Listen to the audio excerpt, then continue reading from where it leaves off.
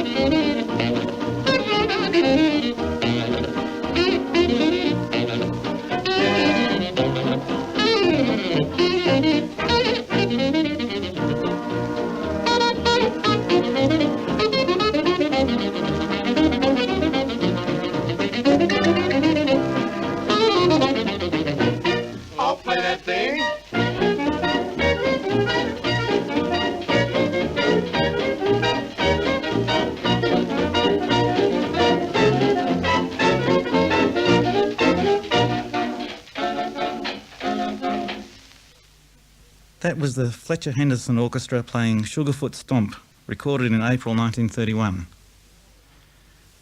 The Melbourne Argus said in an editorial that British music expressed essentially British qualities and British ideals. It is for the most part sane and wholesome, and it evinces a determination to go ahead and develop its own special characteristics. The Argus apparently hoped that if more people came to like English folk songs, that might... yet redeem a popular taste perverted by an imported vogue of sheer barbarism, with inspiration no loftier than the savagery of the African Negro. Harry Bluck, a pianist in Perth, sensed this attitude. So the input of records, the flat discs, we're getting the early glimmerings of some of early jazz things, Jelly Roll Morton and Blue Mound Blowers, and some of these sort of people were new names to us. And of course there was also the tendency for non-acceptance of the Negro element in it too, because there was we were a pretty prudish branch of the British Empire, I think, right throughout the whole of Australia, and the acceptance of the coloured musician as the entertainer was still being well disciplined, I should imagine, by the attitudes in America to Negro players, and the fact that they wouldn't mix even coloured players with white players in the one band for many years was an attitude. An all-Negro jazz band arrived in Sydney in 1928. Sonny Clay's Coloured Idea was probably the best jazz band to tour Australia to that date. 28-year-old Clay had played in California with Jelly Roll Morton and Kid Ory, and the instrumentation of Clay's 10-piece Coloured Idea resembled Morton's Red Hot Peppers. The band was part of a troupe of 35 coloured performers. Singing with the band, but on a separate contract, was Ivy Anderson, who later recorded with Duke Ellington. There were the 4 Harmony Emperors, who sang Southern melodies, Dick Saunders, who danced and was Master of Ceremonies, and the 4 Covens, who were one of the outstanding Negro dancing teams of the 1920s. Before they came to Australia, the Covens worked with Lionel Hampton at the Sebastian Club in Los Angeles in 1927. Willie Coven was the pick of the 4, and later Eleanor Powell recommended him to MGM in Hollywood to give the film stars dancing lessons. Among others, he coached Mickey Rooney, Kirk Douglas, Gregory Peck, Shirley Temple, Mary Tyler Moore and Dick Van Dyke. Sonny Clay turned the SS Sierra into a jazz ship as it berthed at Circular Quay on 21 January 1928. This is a recording of Sonny Clay's Plantation Orchestra, recorded in 1926 before they came to Australia. The tune is California Stomp.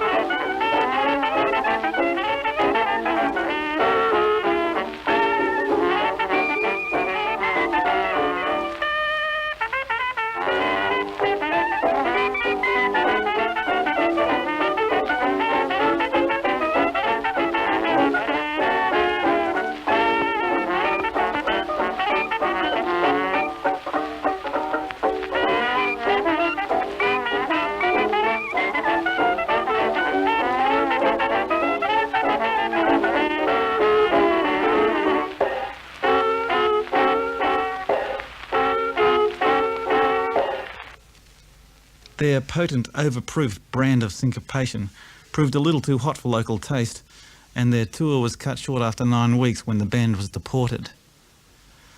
The deportation was the result of a combination of many factors. Indeed, it's surprising that the coloured idea was allowed in at all.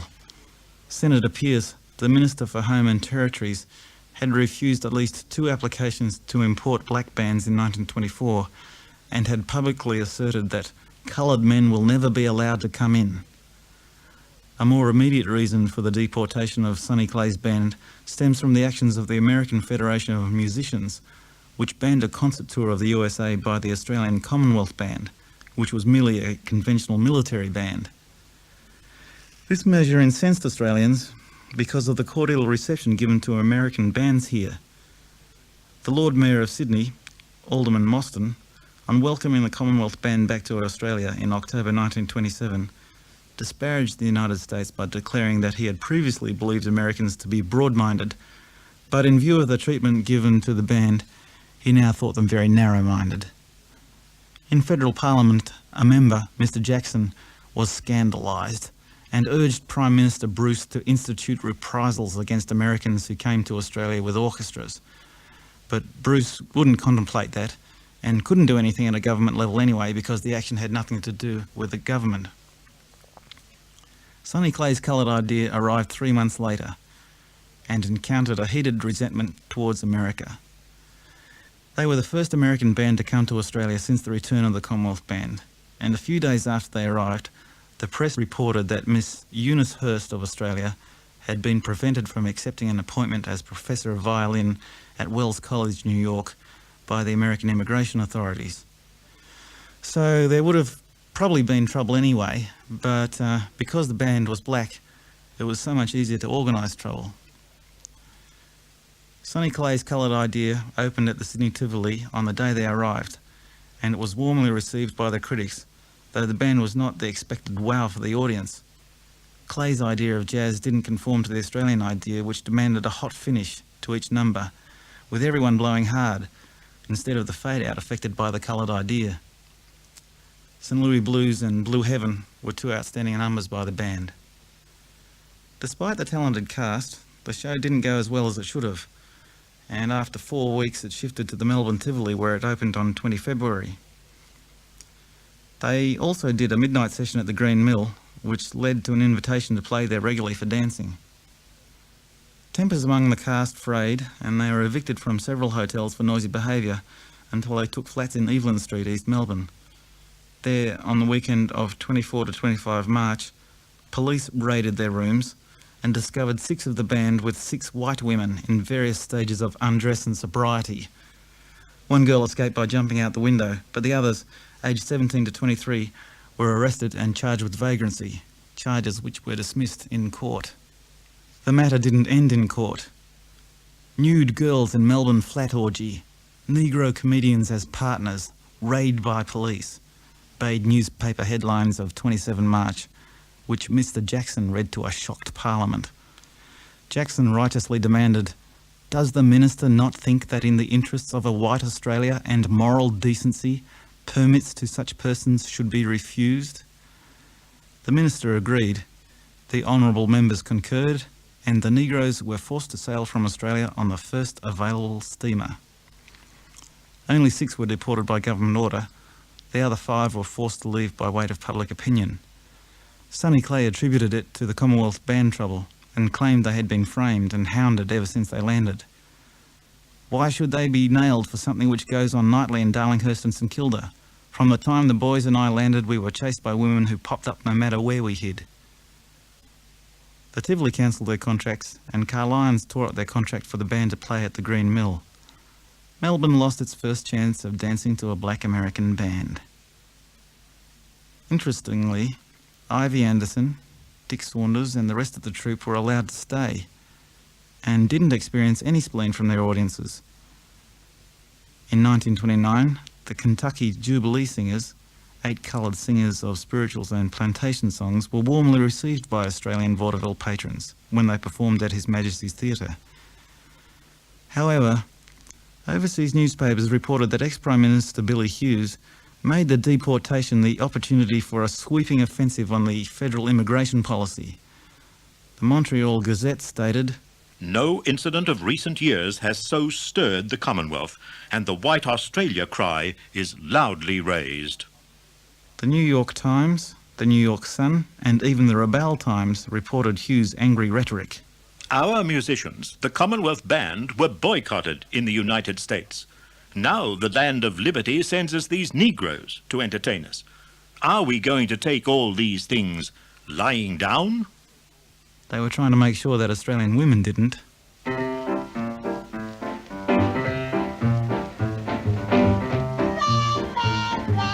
Oh, babe, maybe someday.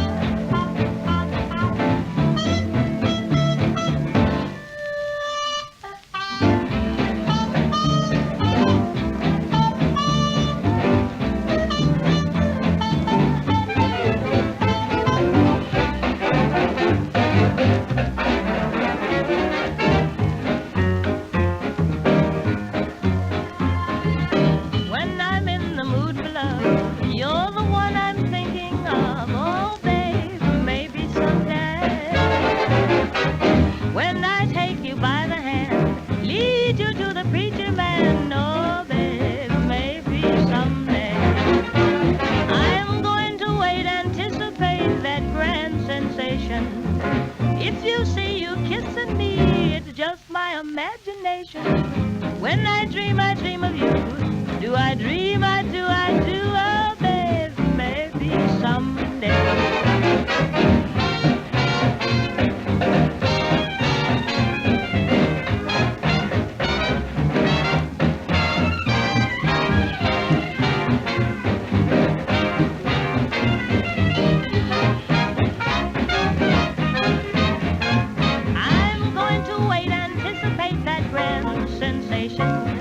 If you see me kissing you, it's just my imagination. When I'm in the mood for love, you're the one I'm thinking of. Oh, babe, yeah.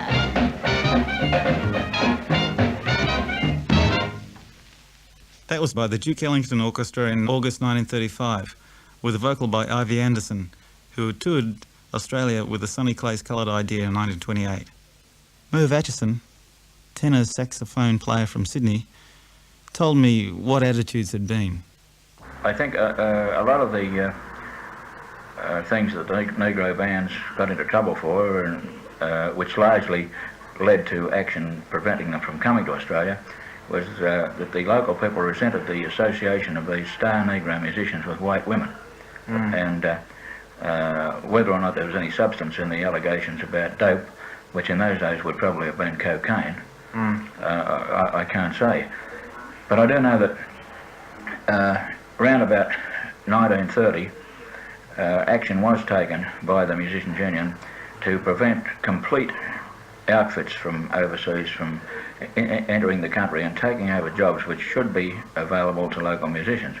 Now this attitude of the union became particularly evident when these moving pictures came in about 1933, I think, and hundreds and hundreds of musicians all over Australia were put out of work in the picture shows. Yeah, and this was compounding the effects of the Depression, which was having that effect anyway. That's right. After this, they would let in individual leaders. Like in the 1930s, they had leaders like Bob Lyon, Lyon, who took over the band at the Trocadero before the war in the 1930s. But he had to use an all-Australian group. That was a band of about 16 pieces. And in the big palais at that stage, they often had two bands, one playing largely big band music of the 30s, Fletcher Henderson arrangements and early Duke Ellington arrangements, Don Redman arrangements, Benny Carter arrangements. And the musicians concerned had been influenced largely by gramophone recordings from abroad and also by Australian musicians like Frank Coghlan, who had been abroad and had worked with top bands in London like Fred Elizardi, and also Jack Hilton. Yeah, Jack Hilton. Abe Romaine went overseas too. Yeah, well, Abe was with Harry Roy for a long time. In the 1930s, all these big bands got together.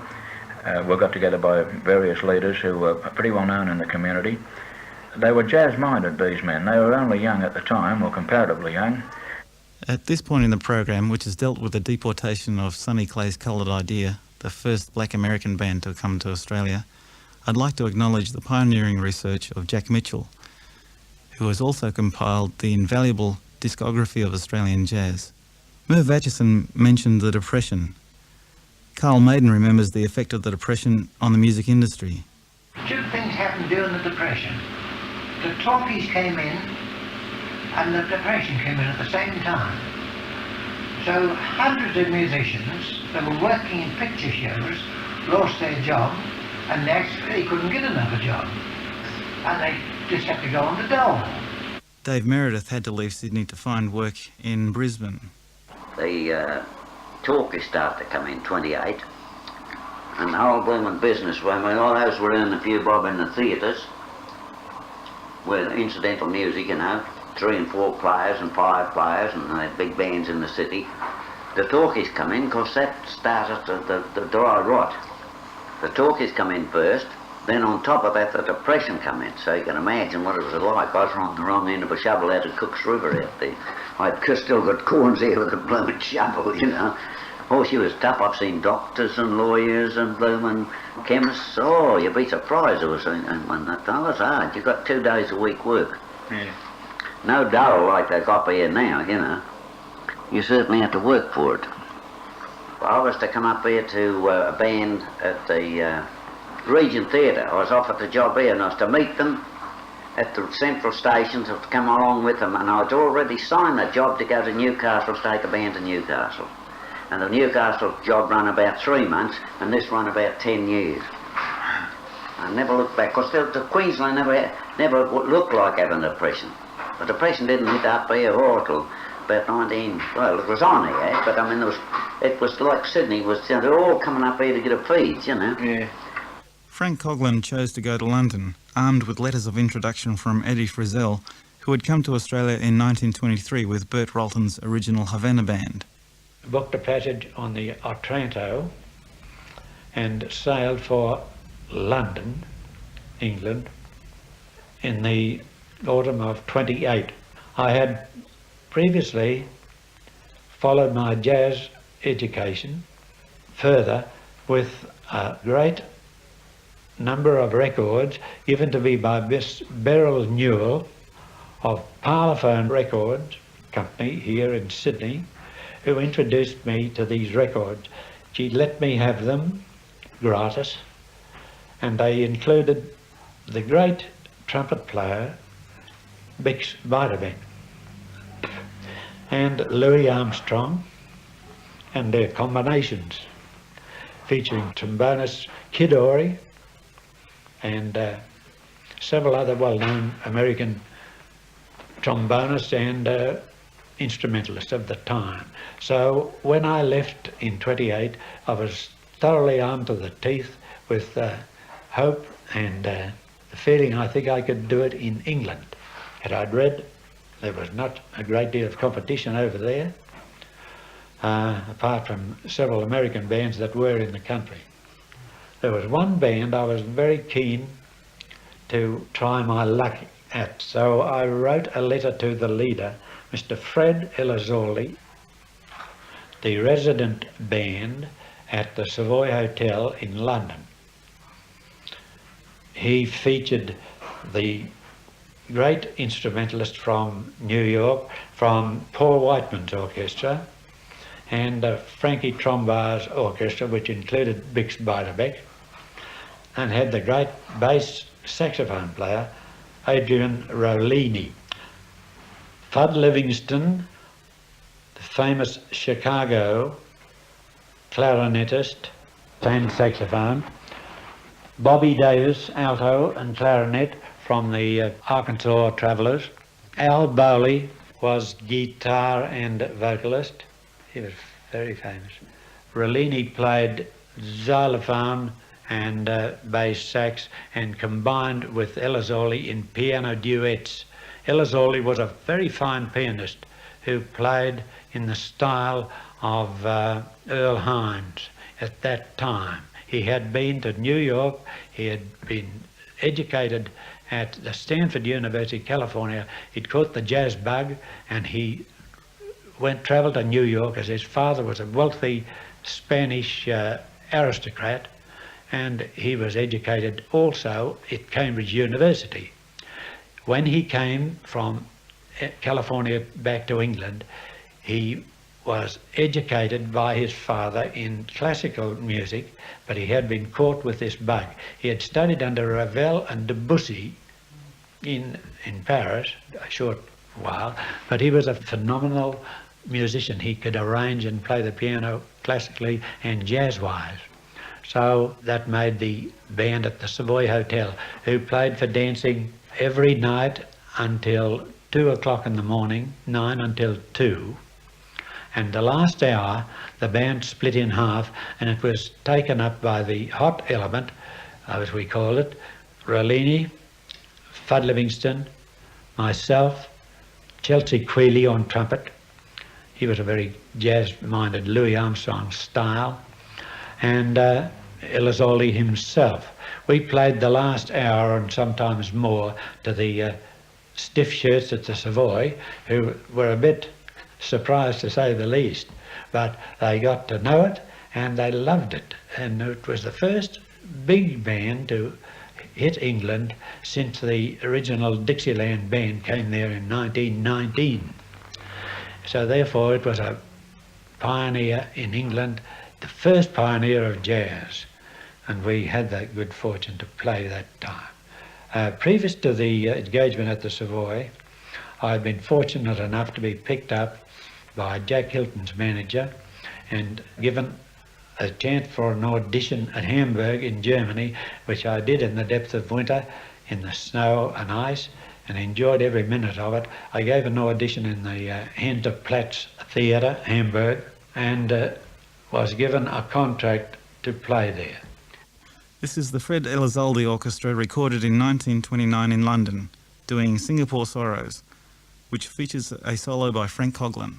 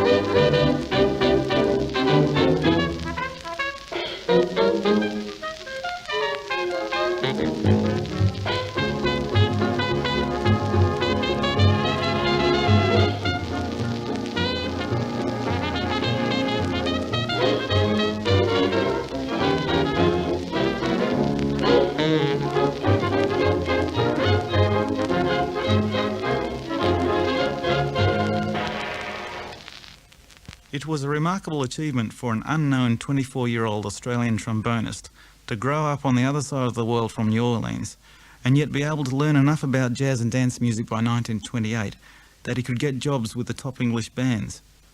Sure, England was not America, but it was much closer to the source than Australia was. Frank Coglin's ability was remembered in England for many years, as Jim Davidson found out. I know Frank had a great success in the early 30s at the Savoy Hotel, London. I learned of this from Carol Gibbons. He was then musical director of the Savoy when I joined the BBC in 1948. Frank's trombone technique astonished the London musicians, according to Carol Gibbons.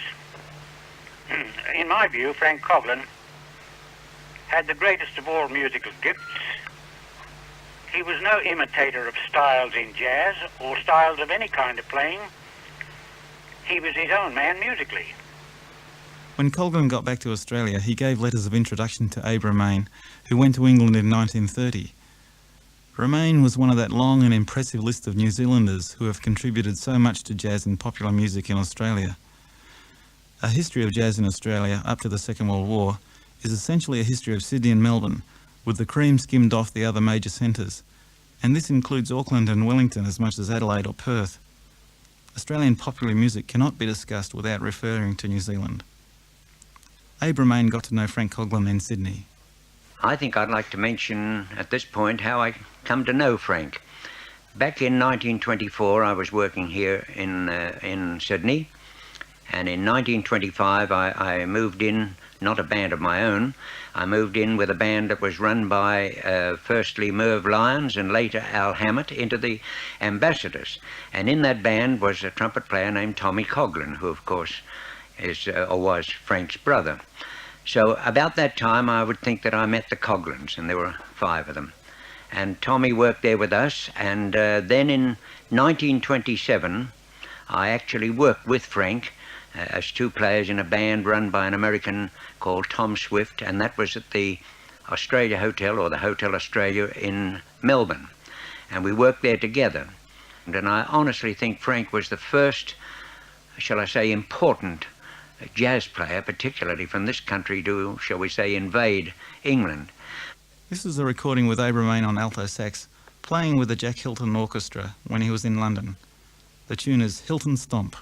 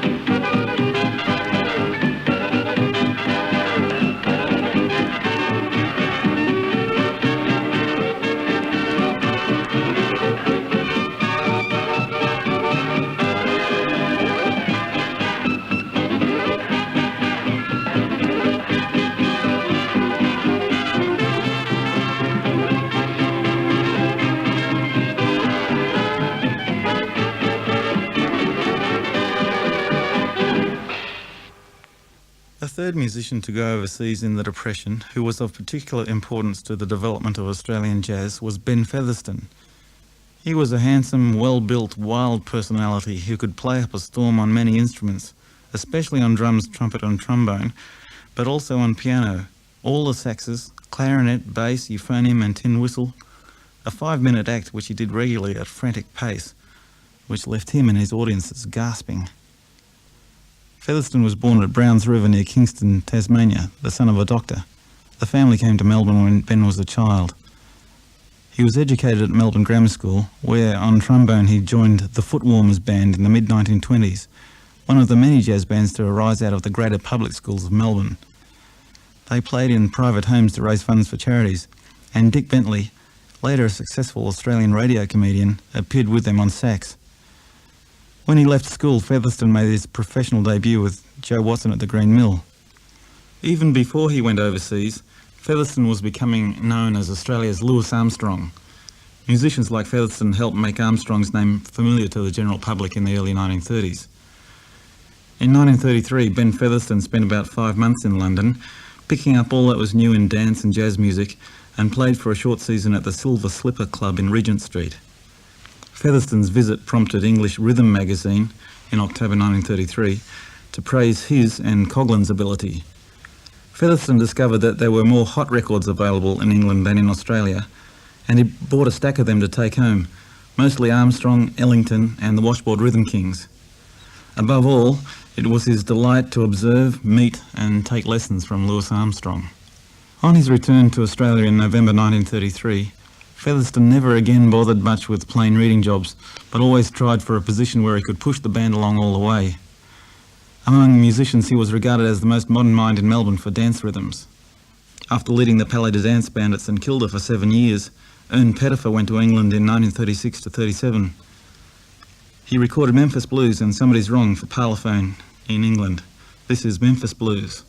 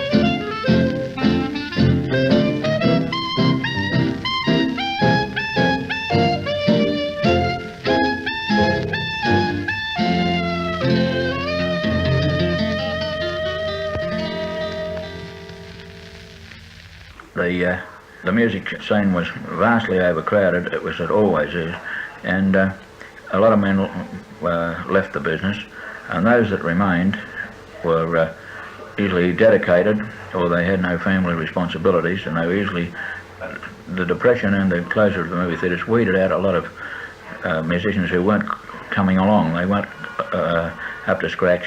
A lot of them were middle-aged, and they would never get any better than what they were, and they were only suitable for that type of playing which they'd been doing for so long, playing the hurry-up music in the cowboy pictures and things like that. Yeah. So they got out of that. In this program, we looked at the adverse racial reaction which jazz prompted in Australia, the effects of thing in Perth.